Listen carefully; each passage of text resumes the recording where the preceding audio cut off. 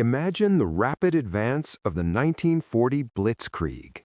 Columns of dust, engines roaring, boots pounding the roads into France and the Low Countries. Behind that image is a single German infantryman and everything he carried to make that advance possible. Today, we're dissecting the standard Wehrmacht kit piece by piece, exactly as it would have appeared in those early war victories. Stahlhelm M35, the iconic silhouette of the German soldier.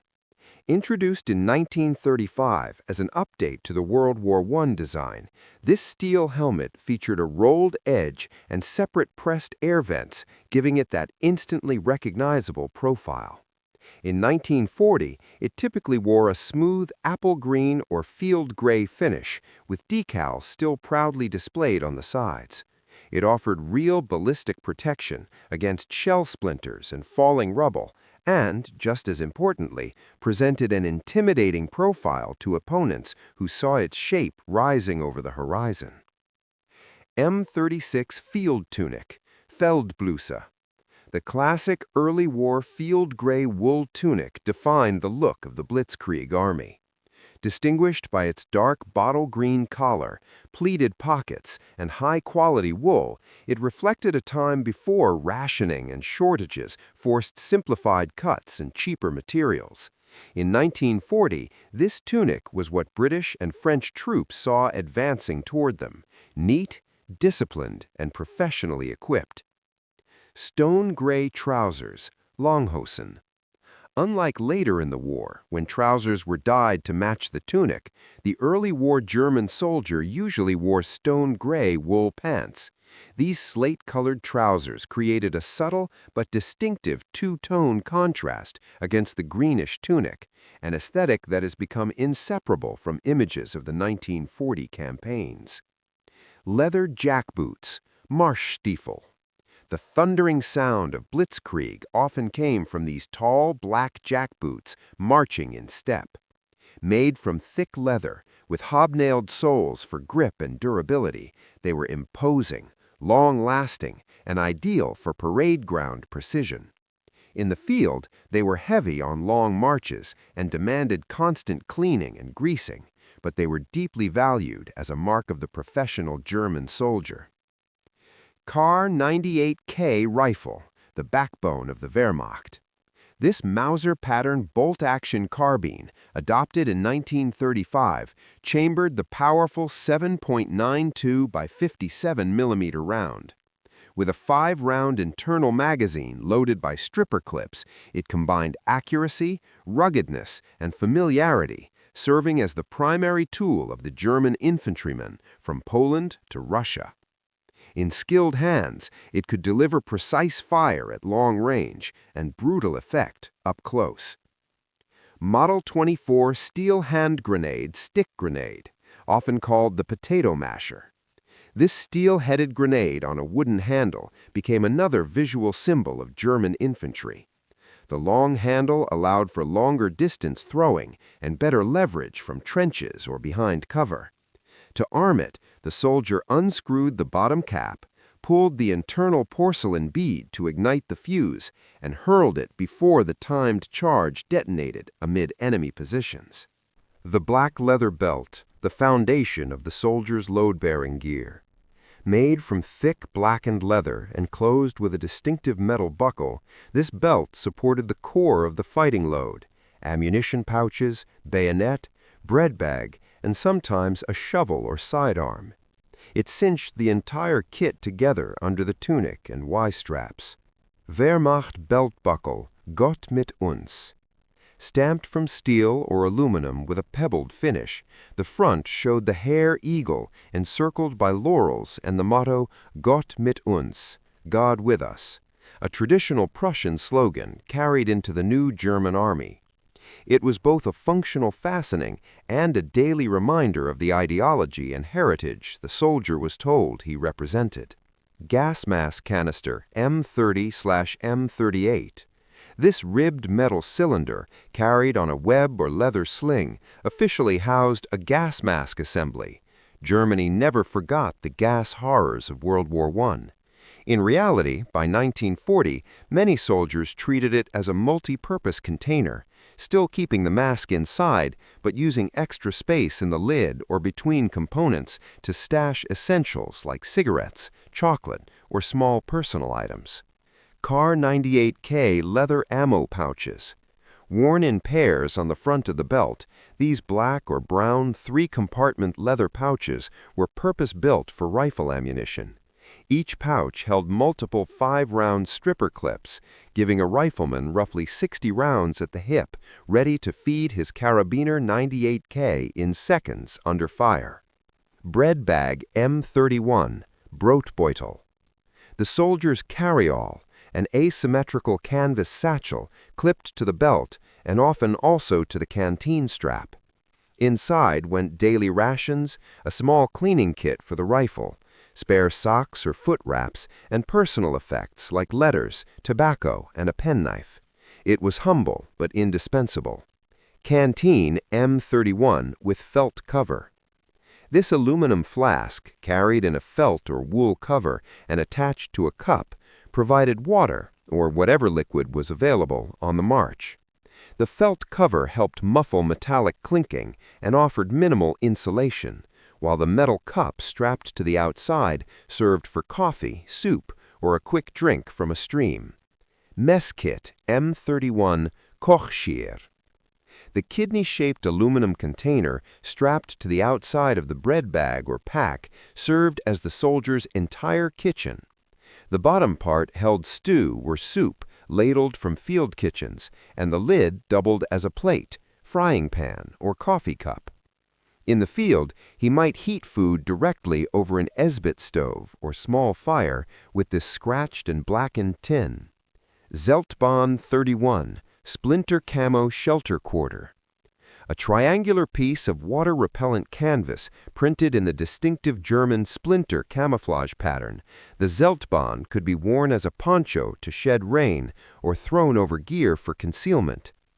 Buttoned together with 3 others, it formed a low 4-man tent, turning individual garments into a modular shelter system ideal for rapid advances and quick bivouacs. Bayonet S84/98. This blued steel blade, derived from older Mauser bayonets, was attached to the muzzle of the Kar 98K or hung from the belt in its scabbard. It doubled as a fighting knife and utility tool, opening cans, cutting brush, or prying open crates, yet its primary purpose remained close-quarters combat when enemy troops closed inside rifle range. Leather bayonet frog. The frog was the thick leather hanger on the belt, cradling the bayonet scabbard securely at the hip. It kept the weapon stable when marching, running, or crawling, while still allowing a quick draw when needed. Entrenching tool, straight spade. Before folding shovels became more common, German infantry carried a rigid, straight-handled spade as standard issue. Its first job was digging foxholes, slit trenches, and individual fighting positions, but in close combat, that sharpened steel edge and solid handle turned it into a fearsome improvised axe. Leather etool carrier. This open leather framework strapped the shovel head to the belt, usually worn at the rear left, alongside or slightly behind the bayonet. It kept the heavy metal tool from swinging wildly and balanced the soldier's load. Leather Y-straps, Koppeltragergestell. This harness of leather straps clipped to the ammo pouches and rear belt D-rings, transferring some of the belt's weight from hips to shoulders. For a soldier burdened with ammunition, mess kit, Zeltbahn, shovel, and sometimes machine gun drums, the Y-straps were vital to keep everything from sagging and cutting into the waist. Gas cape pouch. A flat, often rubberized or treated cloth packet, usually buttoned to the gas mask canister strap or belt. It contained a chemical-resistant cape designed to protect skin and uniform from blister agents like mustard gas. The gas attacks never came in 1940, but the fear and the cape remained part of the kit. M34/M38 side cap, Schiffchen. The soft garrison cap, made from field gray cloth, was lightweight, foldable, and easy to tuck into a belt or pocket when the helmet was on. During non-combat duties, on rest or in secure rear areas, it replaced the heavy Stahlhelm and gave the soldier a more relaxed look. Bivo breast eagle, Hoheitsabzeichen. Woven in white or gray thread on a dark green backing, the national eagle emblem was stitched above the right breast pocket of the tunic. This small patch identified the wearer as Wehrmacht Herr and was a subtle but omnipresent symbol of state authority on every uniform. Collar liten tabs. Rectangular collar patches stitched onto the dark green collar carried branch-colored stripes known as Waffenfarbe. White piping for infantry, pink for panzer troops, red for artillery, and other colors for specialist branches allowed a glance to reveal a soldier's role, binding identity and function to the uniform. Shoulder boards. Attached at the tunic shoulders, these dark green-backed boards with colored piping and sometimes metal numerals or symbols indicated the soldier's rank and unit type. In the confusion of battle, leaders needed to identify NCOs and officers instantly, and these boards provided that visual shorthand. MP40 submachine gun. This 9mm machine pistola, with its mostly stamped construction and underfolding metal stock, embodied modern German small arms design. Issued primarily to squad leaders, platoon leaders, and paratroopers, it delivered high-volume, close-range fire in street fighting, forest ambushes, and urban assaults, ideal for the fast tactics of Blitzkrieg. MP40 magazine pouches. Long canvas or leather pouches worn in pairs at the front of the belt, each holding 3 32-round magazines. The left set usually included a smaller side pocket for a magazine loader or small tools. Fully loaded, they represented nearly 200 rounds of immediate firepower on the leader's chest. MG-34 machine gun. The world's first truly general-purpose machine gun, the MG-34, served as the centerpiece of German infantry tactics. Capable of very high cyclic rates and fitted with a quick-change barrel, it could be used on a bipod as a light machine gun or mounted on a tripod for sustained fire. Squads moved to support the MG, not the other way around. MG-34 ammo drum, Gurttrommel. This metal basket drum clipped to the side of the gun and housed a 50-round section of disintegrating belt. It kept the ammunition protected from dirt and allowed the gunner to move quickly without a long belt trailing in the mud, crucial for mobile assaults and repositioning under fire. 6x30 binoculars. Standard-issue field glasses for NCOs and officers, these optics were ruggedized for field use. With them, leaders could scan distant ridge lines, tree lines, and town edges, spotting enemy positions, armor, or retreat routes, and directing MG or artillery fire with much greater precision than naked eyes allowed. Leather map case. A rectangular brown or black leather pouch, usually slung over the shoulder of officers and senior NCOs, carrying folded maps, pencils, erasers, protractors, and sometimes a compass. In the fluid maneuvers of 1940, this case was the nerve center of every low-level commander's decision-making. Luger P8 pistol. This distinct toggle-lock semi-automatic pistol in 9mm was slowly being replaced but remained a coveted sidearm in 1940. Many officers and specialist troops, such as machine gun crews, still carried it. Its precise machining and unique action gave it prestige, making it both a practical weapon and a status symbol. Hard-shell leather holster. Molded specifically to fit the Luger's complex shape, this thick leather holster fully enclosed the pistol with a top flap, protecting it from rain, mud, and impacts. Inside, a small pouch usually held a spare magazine and a takedown tool, ensuring the weapon stayed functional in the field. Aluminum ID disc, Erkennungsmarke, dog tag. This oval, perforated disc hung on a cord around the neck. Stamped with unit information and sometimes blood group, it was designed to be snapped in half in the event of death. One half stayed with the body, the other went for records. It was a quiet, ever-present reminder of mortality. Zold book, paybook. Kept in the tunic pocket or a secure pouch, this booklet served as the soldier's primary identity and service record.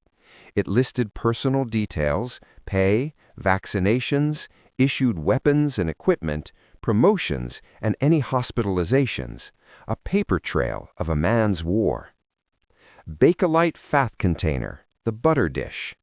A small screw-top circular container made of colored bakelite, it held lard, butter, or fat from rations. In a diet heavy on bread and thin soup, this concentrated calorie source was precious, spread on bread or melted into meals for extra energy. Esbit pocket stove. A clever foldable metal stove, compact enough to fit in a pocket or bread bag. Using solid hexamine fuel tablets allowed a soldier to heat soup, coffee, or tinned food without building a conspicuous open fire, ideal for quick halts or when concealment was critical. Field flashlight, Tashin Lampa. This boxy metal or bakelite light clipped to the front of the tunic or belt. Many models had colored filters, usually red and green, and adjustable lenses for signaling, map reading, or discrete illumination that preserved night vision and reduced the chance of giving away a position. Mauser stripper clips. Simple steel strips holding 5 rounds of 7.92 mm ammunition, they allowed the soldier to press cartridges directly into the Kar 98K's magazine in one smooth motion. Under stress, the speed and reliability of these clips could decide seconds that meant life or death. Gray wool blanket. A standard-issue blanket, often rolled into a horseshoe shape and strapped over the shoulders or attached to the pack. It was rough and itchy, but retained warmth even when damp. Combined with the Zeltbond and greatcoat, it formed the soldier's entire sleeping system in barns, ditches, and forest clearings. Helmet decal, hair eagle. In the early war years, most Stahlhelme bore decals, a national tricolor shield on one side and a silver Wehrmacht eagle on a black shield on the other. By 1940, the left side often carried the hair eagle, a detail later removed for camouflage and security reasons. In these opening campaigns, however, the shining emblem proclaimed identity and confidence. All of this, steel, leather, wool, bakelite, and paper, was the silent partner of Blitzkrieg. The German soldier in 1940 did not advance on willpower alone. He advanced on a carefully engineered system of gear meant to keep him fighting, fed, and mobile day after day. Yet beneath the crisp lines and efficient design was a human being bearing the weight of empire on his shoulders, literally and figuratively. The kit survived in museums and collections, its lines admired, its practicality studied. The men who wore it marched into a war that would consume millions of lives and leave Europe in ruins. In the end, these objects remind us that behind every sweeping arrow on a campaign map stood individual soldiers burdened with gear, fear, and orders, moving forward because history and the regime they served gave them no other choice.